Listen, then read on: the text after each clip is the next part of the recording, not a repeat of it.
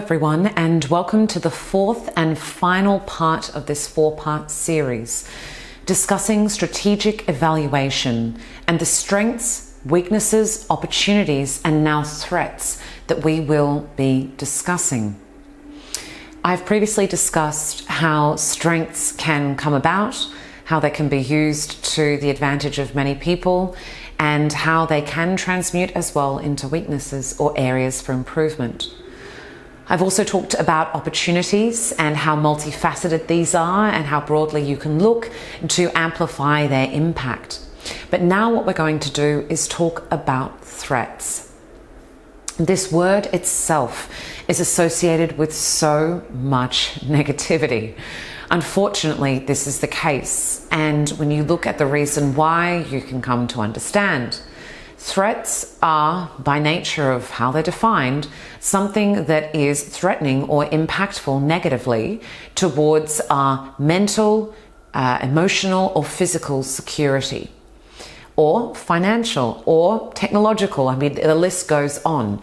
In essence, it's a threat to something that we see as stable and as safe. So when thinking about threats, why is it that we have these negative associations? Well, is it itself that particular instance whereby the threat plays out? Or is it the outcome of what the threat threatens to do? It can be both. It could be one or the other. But what's important with threats is to think about, are they real or are they perceived?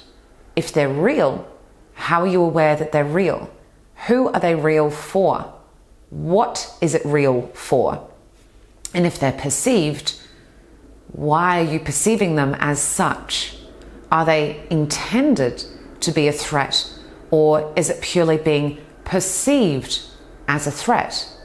It's very important to make these distinctions because a lot of people spend a lot of time, money, and energy, most importantly, on perceived threats and occasionally real threats.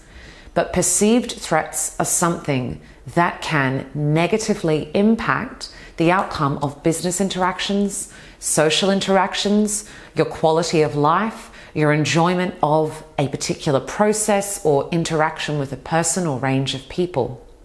So be very sure if you are perceiving a threat, if that threat actually poses no negative impact to you, to consider how to minimize your response to that perceived threat, how to redirect your energy and your attention to something that is far more productive and useful for you in the immediate, mid-range, and long term.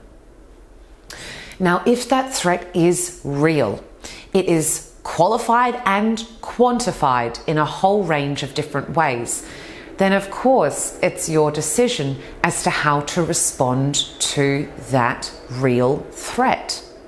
First, think about what sort of threat is it? Is it threatening a particular aspect of your life?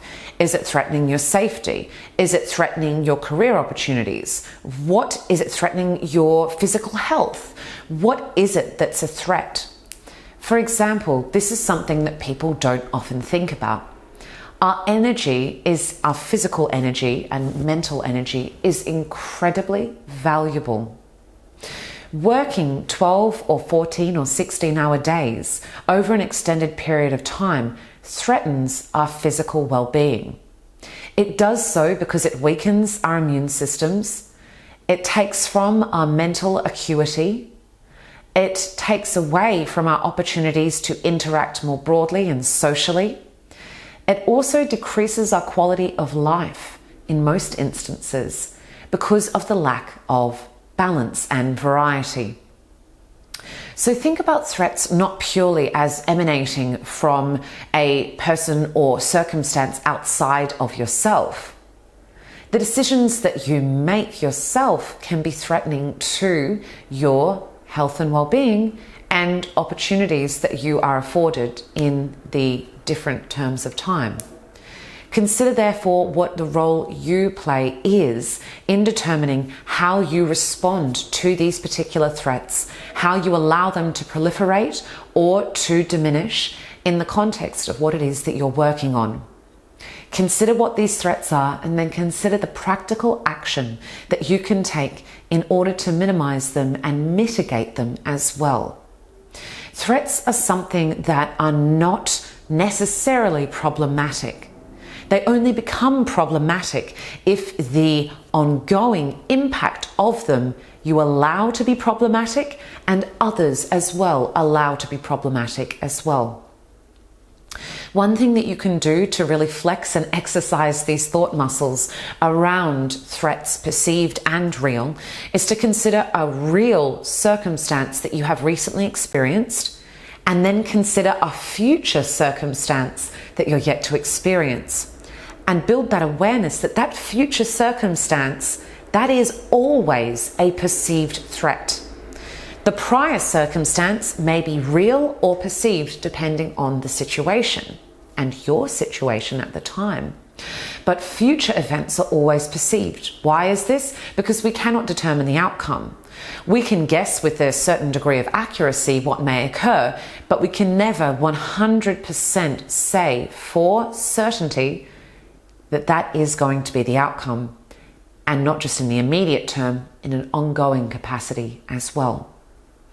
So think about some of these instances. It can be something that's on a very large scale or a small scale. It could be what meal you're choosing for the day, how much sleep you want to ensure that you receive, and the quality of that sleep as well. It could be the number of meetings that you have over the course of one day. It could be how many social interactions you consider are important for you and offer you that variety and balance that I mentioned before. The list goes on, and it's determined by you, and it's determined by your circumstances. So consider what are those experiences that you would like to reflect on, and then consider why is it you're choosing those experiences? What significance do they have to you? Why is it that you didn't choose alternate experiences to use in this thought experiment? Having the answer to those questions will open up a whole new range of wisdom for you to access. It will give you the opportunity to reflect on your strengths, your weaknesses, opportunities, and of course threats, both real and perceived. Throughout this conversation and in the other parts of this series, we have dove deep into a whole range of different topics. And as you're aware, they have many common themes. These common themes include the mindset in which you approach all of these different experiences with, but then also the practical tools that you have around you and the social circumstances which dictate your business and personal social interactions. So consider what each of these elements represents for you and how they can change over a period of time. As always, I really enjoy engaging in our discussions, in the stories you share, in the comments you make. So please do take the time to reflect on this and consider how sharing your comments can really assist and support others in their life journey, in their growth. As always, I wish you all the best and every success. Take care. Thank you for joining us to uplevel your business, skills, and knowledge. Click the links below and subscribe to the Clarified Solutions social media platforms to receive regular updates. Weekly resources will be provided along with gifts to assist you in your journey in upleveling your business expertise and confidence. We look forward to continuing to support you in your journey as you become the leaders and the business experts you wish